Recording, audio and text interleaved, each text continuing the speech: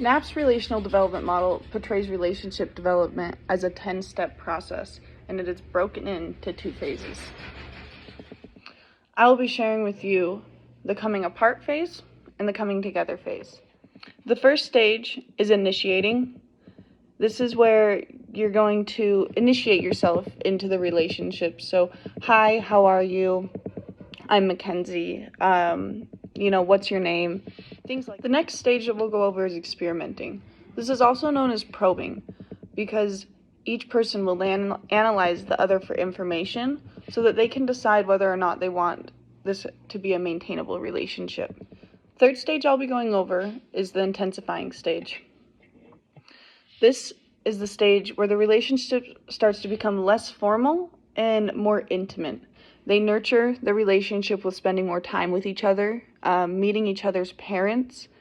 The fourth stage is integrating.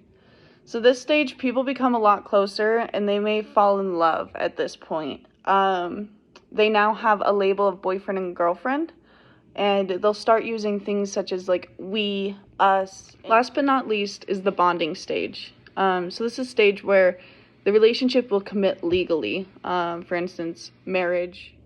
Next, I will explain the coming apart stages of a relationship. The first step of coming apart is differentiating. This is when the relationship is processing. Sometimes the partner will start thinking individually rather than with the partner. The second stage is circumscribing.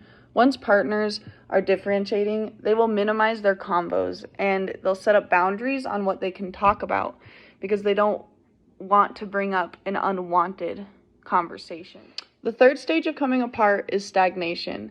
In this stage, communication comes very limited, and the only reason they're still together is because they have children or other unavoidable reasons. Next, we have avoidance. Partners will start to avoid contact with each other, so they'll make sure they'll go out of their way just to not even see them when they go home. An example of this is like if you saw your partner moving out and you just wouldn't do anything about it because you don't really care at that point. You just want to avoid them.